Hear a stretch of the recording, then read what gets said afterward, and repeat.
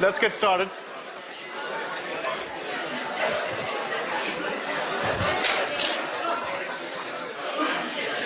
Can you hear me back there? Okay, let's get started. Before I begin, just a couple of announcements.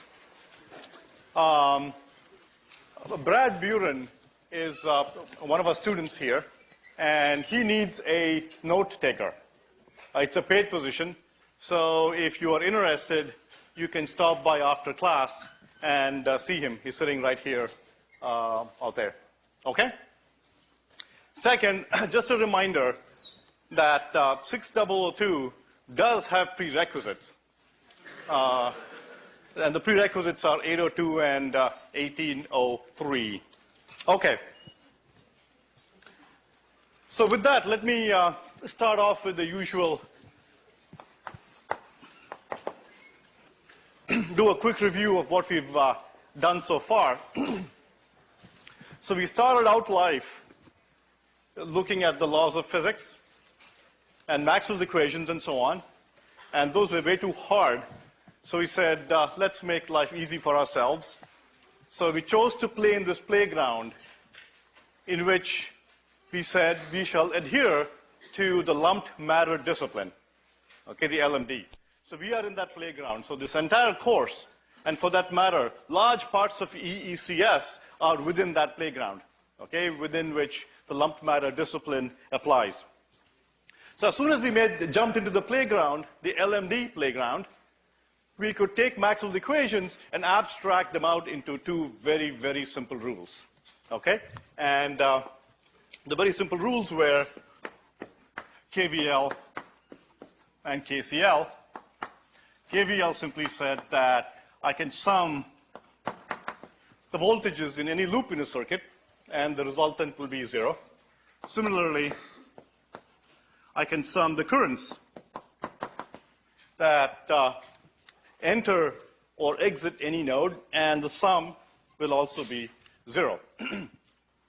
So what you can now do is, if you feel like you can go around and brag, oh yeah, we use Maxwell's equations in everyday life, you know, it's cool stuff.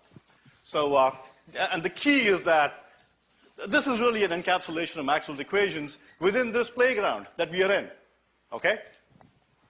So I talked about the first method of circuit analysis in the last lecture, and that method simply wrote KVL for all the loops, wrote KCL for all the nodes, and wrote element VI relationships, and together gave you a big bunch of equations, and you sat down and grunged through the equations, and you solved for branch voltages and currents.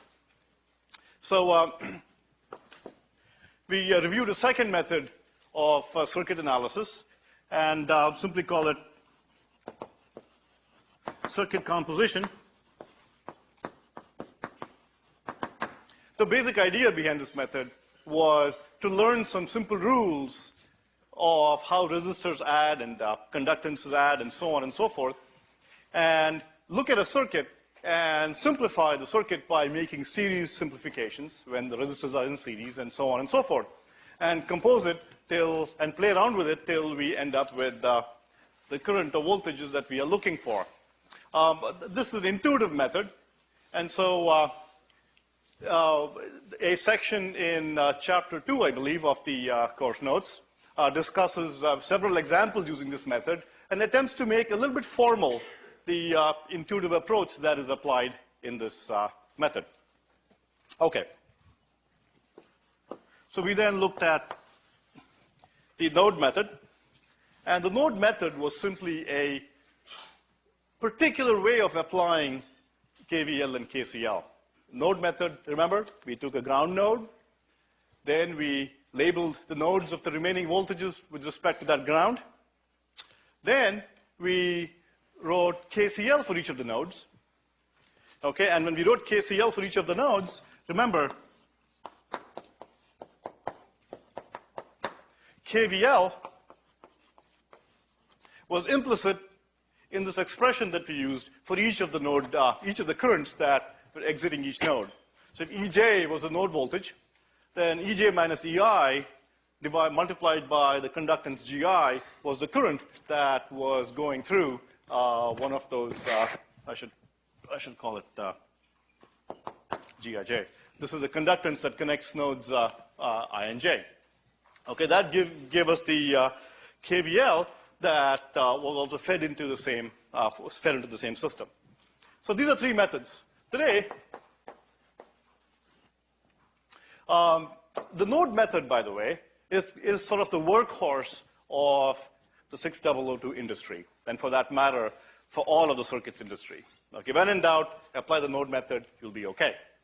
Okay, it applies to linear circuits, nonlinear circuits, what have you.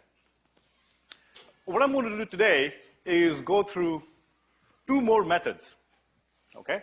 So notice that the first few lectures of this course, the first three lectures, simply comprise transitioning you from the world of physics to the world of EECS, and then two lectures on giving you a bag of tricks. Okay, so we start you off with a sort of tools, okay, your mallets and chisels and so on and so forth. And these 5 methods are your tools. We'll look at 2 methods today.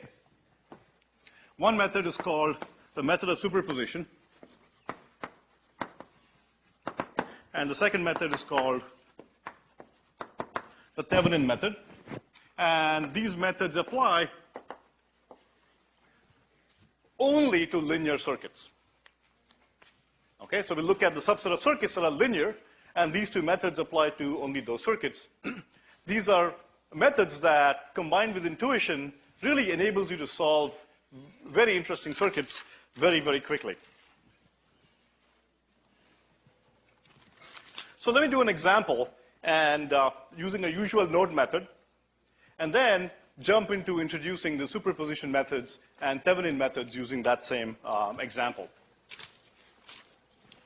So let me draw you an example circuit here.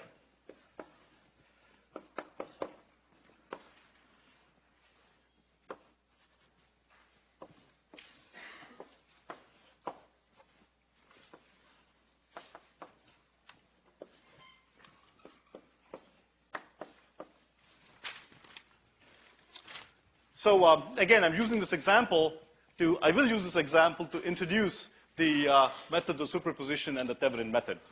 So what I'm going to do is start off the usual way and analyze the circuit using a method that you know now, the node method. And what I'll do is write down the node equations for this by applying the node method. So if you recall the node method, I choose a ground node. I'm going to choose this node. It's got both a voltage source connected to it, and it's also got many other edges impinging on it. So I'm going to choose that as my ground node. And I'm going to label the other nodes with their voltages. So this is an unknown. I label it as E. I guess we just have one unknown, E. And I know the voltage of this node, and that is simply V. Since it's V above, there's a voltage source between the ground node and that node. Okay. So what I can do next is that I can write down the node equation for this node and then go from there. So let me go ahead and do that. So let me sum up the currents going outside, going outwards. So I have E minus V divided by R1.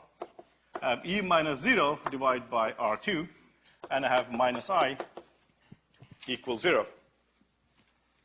Okay, this is my node equation. The first thing I want you to observe, okay, is that this equation is linear in V and I. Okay, what I mean by linear is that you don't see terms like VI, a product of VI, or V squared, and things like that. Okay, it's some constant times V plus some constant times I equals some other constant. So that's quite nice. So I'm going to rearrange the terms in the following manner. So I'll move the known sources to the right-hand side and collect the coefficients of E on this side. So I get 1 by R1 plus 1 by R2 over here.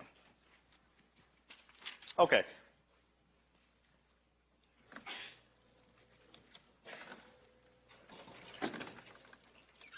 Okay, so stare at this for a moment, and notice again here, I have E, my unknown node voltage.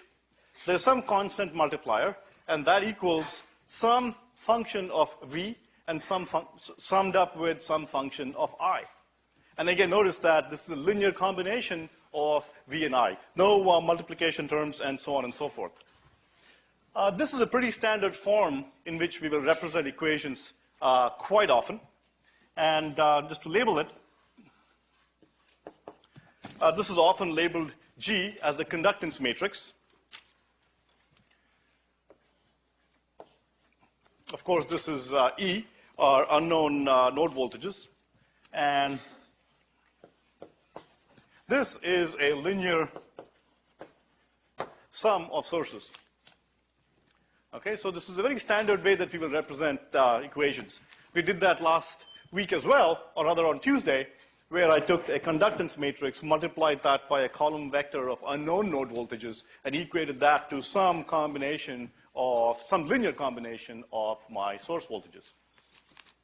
The reason this circuit is linear is that I have only linear elements in this circuit. I don't have any non-linear elements.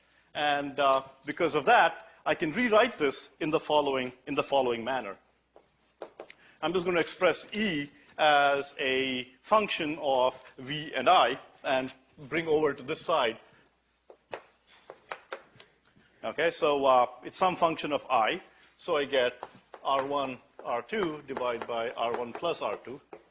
And I bring R1, R2 to this side. That's what I get. Okay, so stare at this for a few seconds. Very common form. My unknown node voltage is equal to this stuff on the right-hand side. The stuff on the right-hand side has a term multiplying the source voltage V and some other term multiplying the current I. Okay, and if I were to put this in sort of a symbolic form, my unknown node voltage is some constant times V1 plus some constant times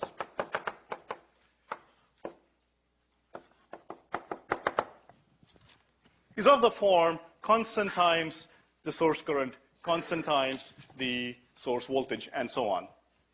Okay, the units of A's and B's are different because here, in this case, A has no units because V is a voltage, and so is E. In this case, B has a units of resistance. Okay, so that B times I gives me a voltage. So stare at this equation for a few seconds, and this should help us build up some insight that will allow us to write down the answer almost by inspection. Okay, I'm going to show you a method now in a few minutes, which will allow you to write down the answer E just by staring at that circuit without having to go through node equations and so on. Okay, and the more and more methods I teach you, the more you will be able to do a lot of this completely by yourselves. In this particular example, it's a relatively simple circuit, but these methods will be particularly useful when you have more complicated situations. So before I go on, let me spend a few minutes pontificating on linearity.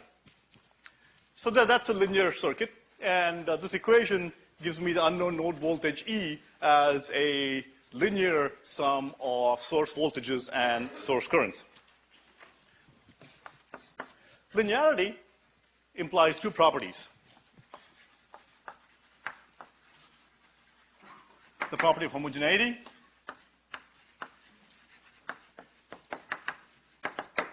and also gives rise to the property of superposition. Let's do homogeneity first.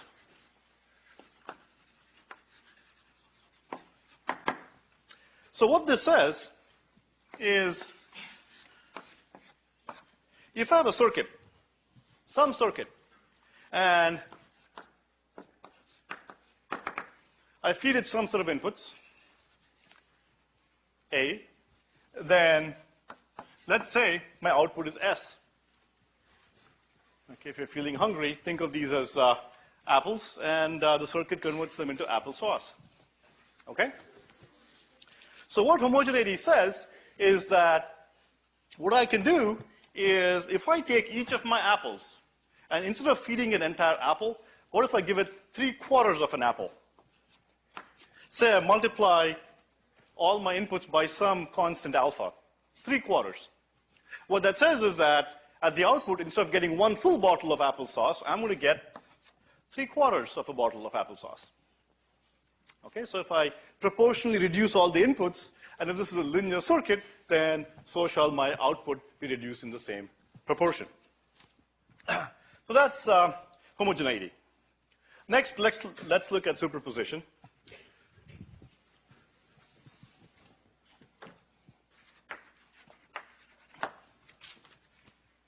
The property of superposition says the following.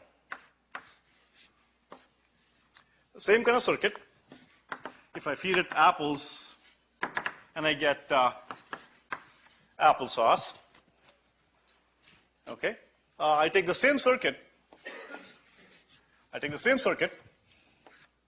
And this time around, if I feed the circuit a different set of inputs, okay, say blueberries, and let's say my output, oops, let me do it this way.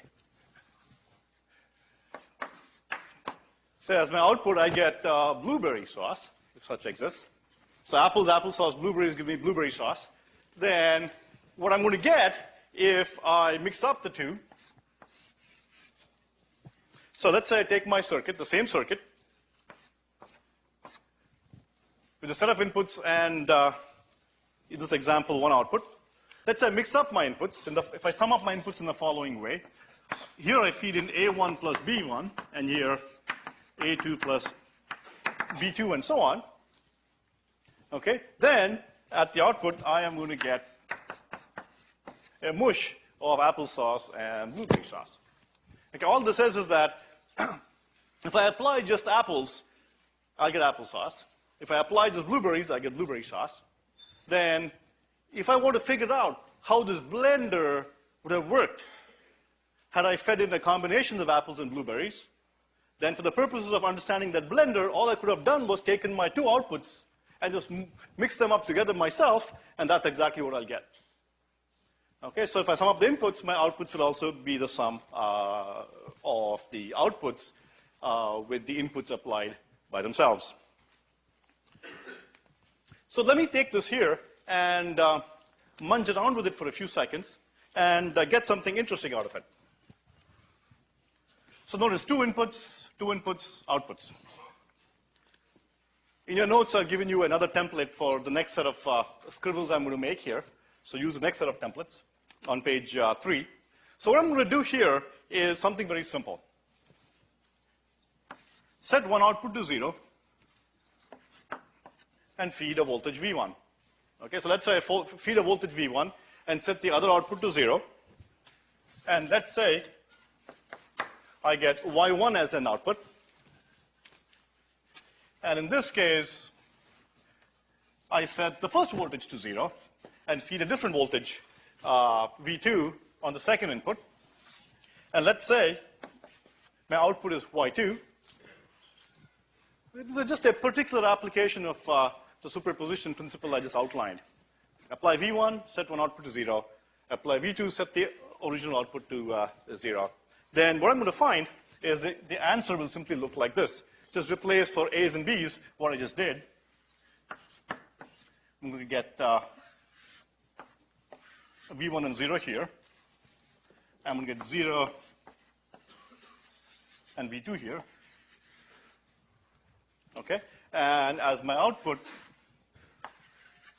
I'm going to get exactly the sum Y1 plus Y2. Okay, this is simply a particular application of superposition where what I'm saying is the following. If you look at this circuit here, effectively what have I done? Effectively what I've done is apply the voltage V1 on one input, a voltage V2 on the other input. Okay? V1 here, V2 here, and the output is Y1 plus Y2. What I'm saying is look backwards now. What that is saying is that the two components of the output, y1 plus y2, could individually be derived in the following manner. I could get the component y1 by simply applying one of the voltages and setting the other to 0. I can get the other component y2 by setting yet another input to 0 and applying the voltage v2 to get y2. I sum them up, and that's my answer. Okay? This will become a lot clearer with an example. Again, remember, if I have a bunch of inputs applied to a circuit, V1, V2, and so on, and my output, I get some output, then what this is saying is that I can alternatively find out the answer by applying just one voltage, setting all the others to 0, measuring the output. I'll apply a second voltage, set all inputs to 0, measure the output, okay? And sum up applesauce and blueberry sauce, and there you get the answer. Okay? Let's do an example. And before we go into that, I talked about setting voltage sources and current sources to 0. So first of all, what does it mean to set a voltage source to 0? This is the same as this. Setting a voltage source to 0 is simply replacing the voltage source with a short and setting a current source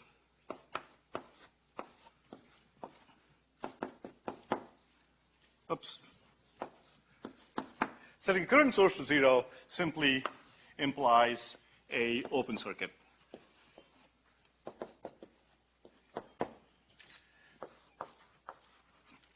Okay, so when I say 0 that source, if it's a voltage source, short it. If it's a current source, open it. Yes?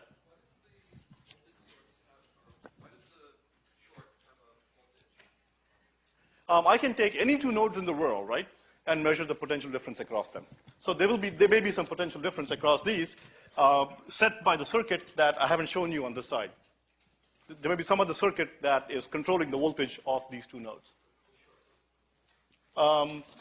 Same with the short. The short, the voltage is going to be, what's V going to be? But there is a V, it's 0. Okay. So that's method 4, method of superposition.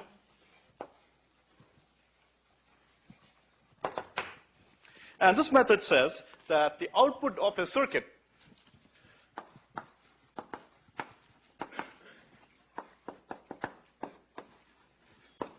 again, remember, I'm focusing on linear circuits. So I had this big playground where LMD applies. And within that playground, I'm playing in the south goal area. In the south goal area, in that subset of the playground, circuits are linear. Okay, so in that part of that playground, superposition applies because their circuits are linear. So the output of a circuit is determined by summing up the responses to each source acting alone.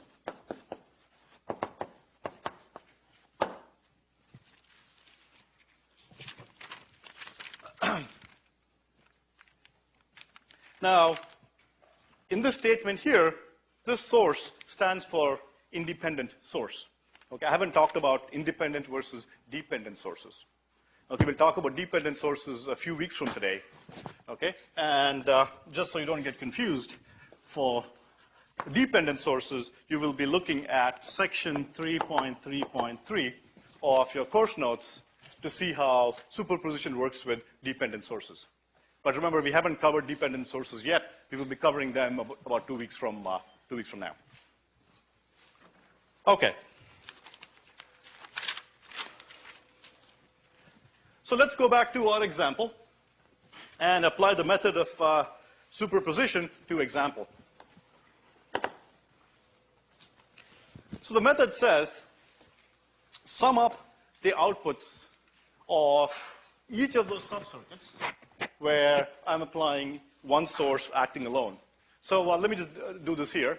So let me start with that circuit, and let me start with shutting I off. So I have a voltage V.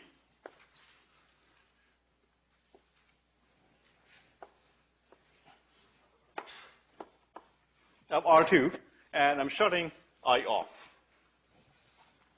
Okay, so I've replaced this with an open circuit. So I is 0. Okay, so let me call the node voltage EV to reflect that component of the node voltage that arises due to V acting alone. Okay, and you should look at this pattern here and very quickly be able to write the answer for patterns like this, a voltage with two resistors. That's called a resistive divider. It will appear again and again and again. And EV is simply V times R2 divided by R1 plus R2. That's still my ground node. Okay, so the voltage here is simply this voltage divided by the two resistances to give me the current, multiplied by R2 to give me the voltage across this R. Remember this pattern, okay? You will apply voltage divider patterns probably more times than any other pattern that you might imagine. Okay, so that's with the V acting alone. Now let me do I acting alone. So for I acting alone,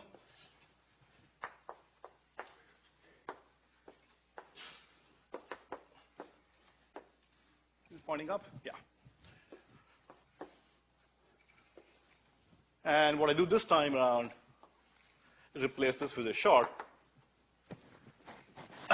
replace the voltage source with a short, and let me call this voltage EI for the voltage that is the component of the voltage due to the current I.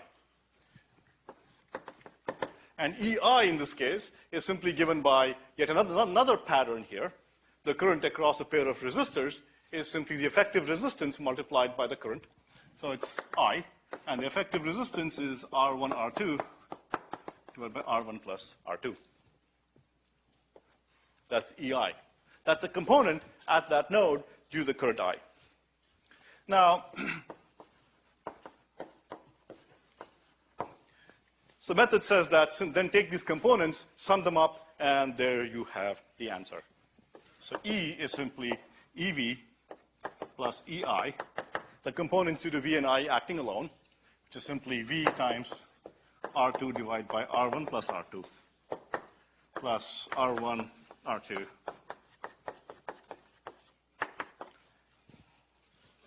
There we go. Fortunately, the fates have been kind to us, and the answer is the same as the answer we obtained with the node method. No surprise here. So this is actually an incredibly simple method. So you can take a very complex circuit. Okay, what have you really done here? You can take a very complex circuit, and you can solve a very complex circuit by breaking it down into many simple individual subproblems. Okay, you will do this in EECS time and time and time again. Okay, whether it's in software systems or hardware systems or what have you. You're oftentimes building complicated systems. Remember Doom on the side? And the way you put these systems together, let's say large software systems, you don't write the whole piece of software starting main and grunge down. You build a lot of little components and tie the components together. In the same manner here, you take a big circuit and you find its behavior for each source acting alone. Okay, lots of little inky-dinky simple circuits.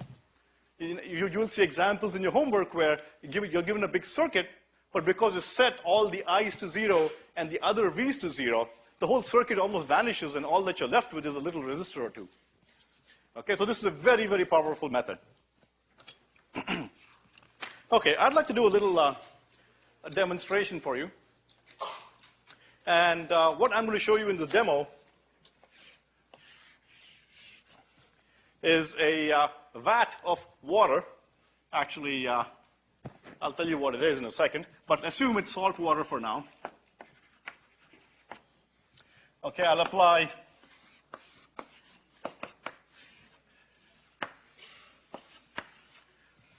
two voltages. In this case, I'm going to apply a sinusoid. It's not very good. A sinusoid and a triangular wave. And what I'm going to do is measure the response at this side. Now, this is a vat of salt water, and I'm going to tell you that it behaves like a linear system. Okay, you can view, if you view each little particle of, or each little cubic centimeter or whatever of water, it behaves like a little resistor. Okay, so this vat of salt water behaves like a big distributed resistor of the following manner.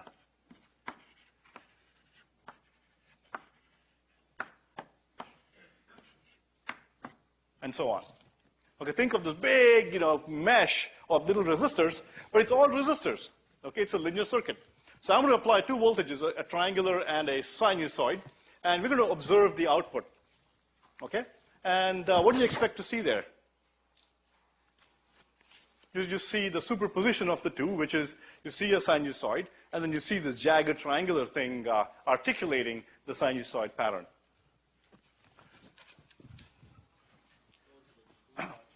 Okay, so what I'm going to do is right now, so don't put any water yet. So this is the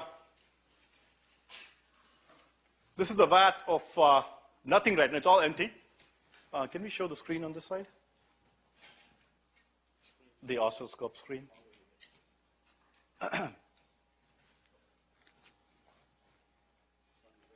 Okay. Oh, there you go. So this is the screen of the oscilloscope now. So notice that I have a sinusoid and I have a triangular wave, and the output is 0. And the reason is there's nothing in this vat is empty. So previously when I taught this course, I would get salt water and pour salt water. Okay, then we discovered a much better source of water that conducted electricity like one real mean fluid, Cambridge water.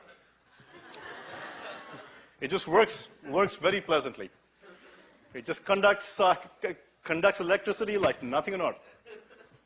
And I've been thinking of using Charles River water next time and see what happens. Although there, we'll probably get some biological organisms doing strange things at you, but go ahead. Okay, so our friendly demonstration expert, Lorenzo, will pour some water into the vat, and you should begin seeing the output being a superposition of the two. So as he pours, there you go. So you see that? So you do see the sinusoidal articulation and the jagged waveform. And just to have some more fun, what I can do is increase one, and let me increase one of the voltages, and you'll see. So now you know what would have happened if I'd used Charles River water. Okay, so my output keeps increasing as I increase the corresponding waveform. Okay.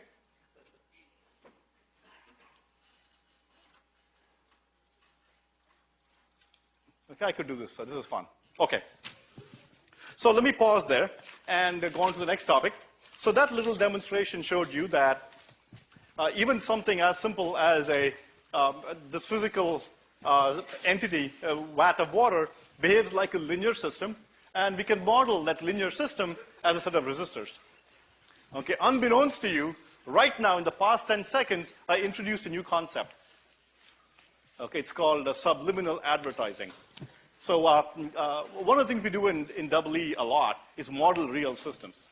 Okay, so oftentimes if I want to look at the behavior of behavior of a vat of water, I can model it as a set of resistors for certain kinds of activities.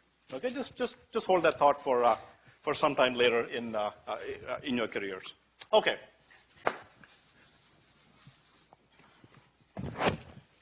All right. That's method 4, the superposition method. Okay, and remember, it's methods like this that will make your life really, really, really easy.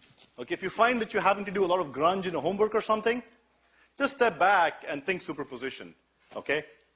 Think Thevenin, or think composition rules. Okay, there must be a simpler way usually.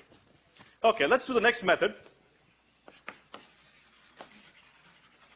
This is called the Thevenin method. To derive this method, let me start by applying superposition to some circuit. So let's say I have some arbitrary network N, okay? Assume it's a linear network, and the network has a whole bunch of goodies in it. It has a bunch of resistors. It has a bunch of voltage sources. And it has a bunch of current sources, okay? Many current sources, many voltage sources, many resistors. Okay, some jumble of voltage sources, current sources, and resistors. Okay? And I look at two nodes in this network. Okay, here are two nodes in the network. 2 points in the network where elements connect. I'm looking at those two nodes, and all I want to do is the following. Okay, I want to figure out if I take a rinky-dinky little current source and apply it there, all I want to figure out is what is V and what is I. Okay, this is a Mongo box out here. Okay, a black box of resistors, voltage source, and current sources. Too many to count. I pick two nodes, apply a current source, and all I care about is what is the voltage? What is the voltage that I will measure by applying it here? Notice the current here will be I because the current here is I, and I apply it here. I want to measure what the voltage is. Okay, now with the insight you've attained from superposition, you should be able to jump up and state the form of the answer.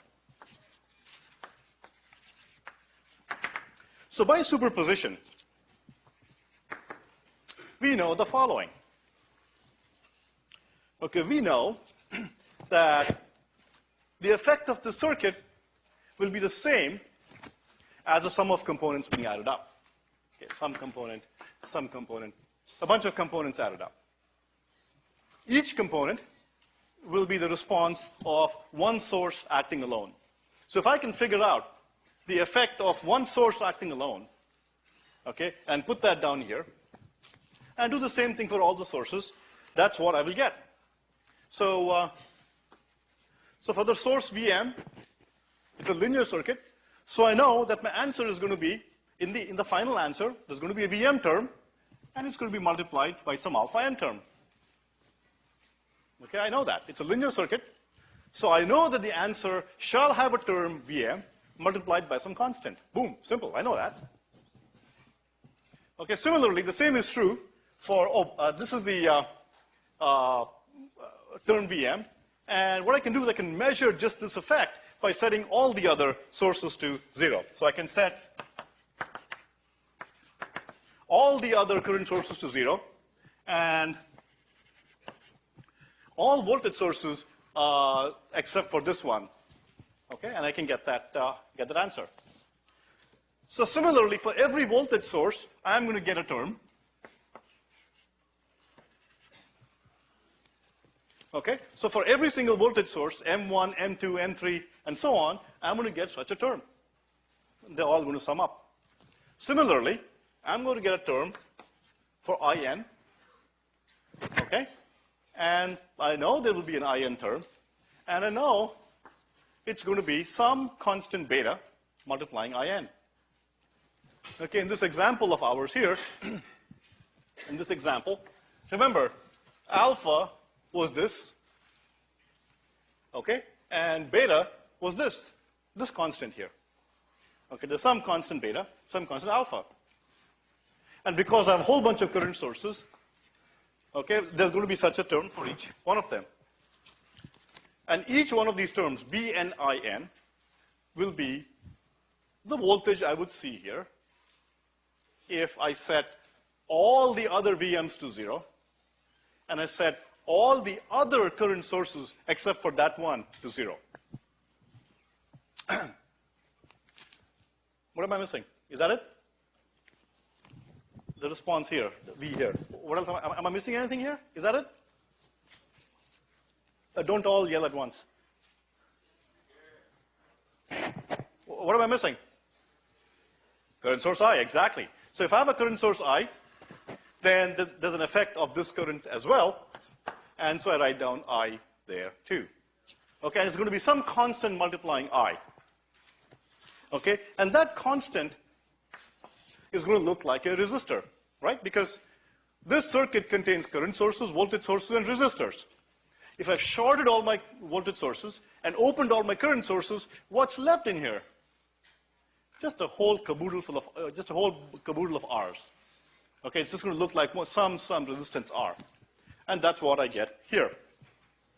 Okay, so this is what V is going to look like, and that's a form. So let's take a look at these components.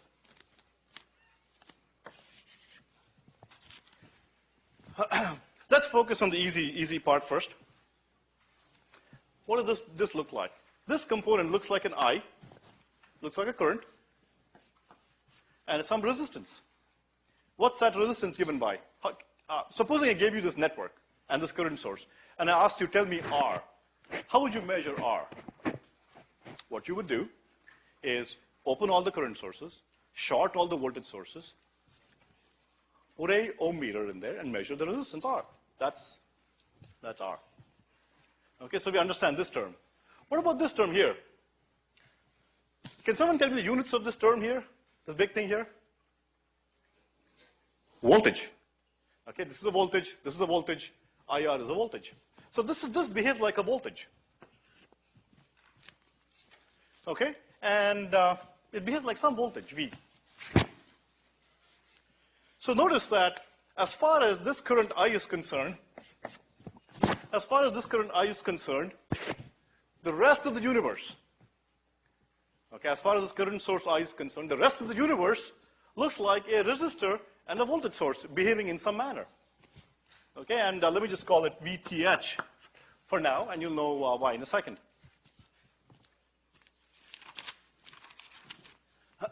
Or,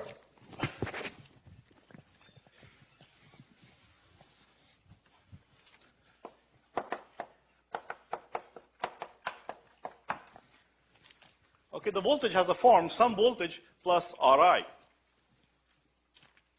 So in other words, as far as this I is concerned, this whole network here, and full of all the nice stuff,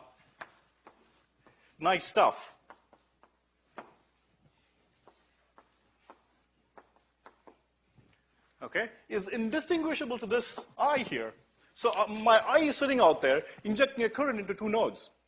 Okay, if I'm I, okay, I'm looking at this. This network looks no different than a voltage source in series with a resistor R. Okay, notice that the equation for this simple circuit is this. So I is given by V minus VTH divided by R. Okay, just remember.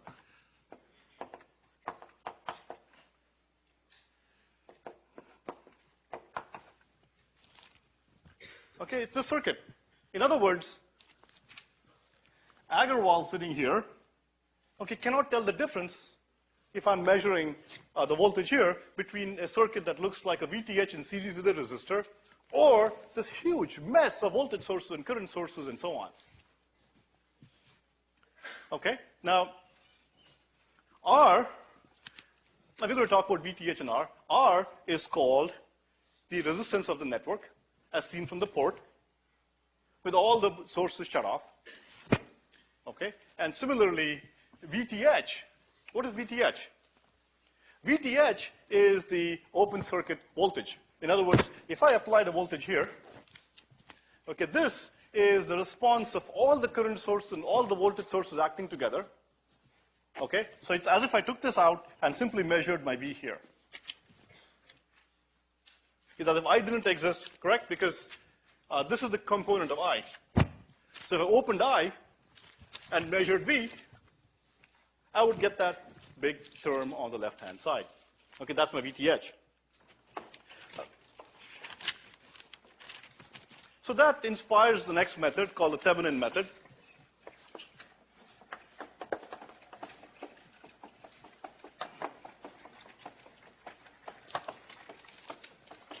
Okay, in this method, what I'm going to do is take some circuit. I'm on page 9 with a mess of stuff. It's a big mess of stuff. Okay? And if I care to look at its impact on something else that I add from the outside, then as far as the outside world is concerned, this is indistinguishable from a circuit that looks like this.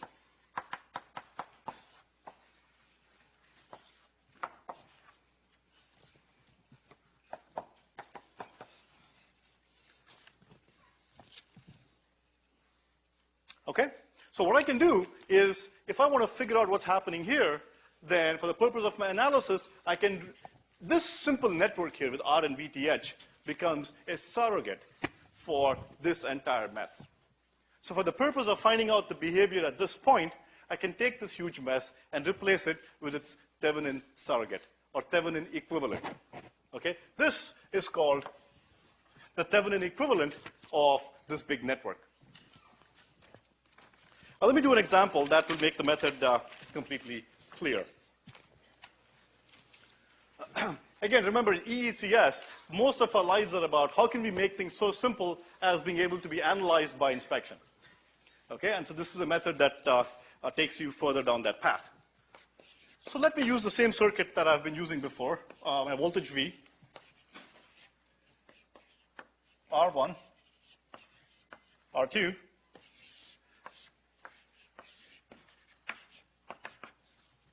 this is an hour and 55 minutes fast, so we have another 3 or 4 minutes. So this is my circuit, and let's say all I care about is finding out I1. Okay, that's all I care about. So what I'm going to do is I'm going to box this up and see if I can replace that with its Thevenin equivalent. Okay, so I'm going to box that up.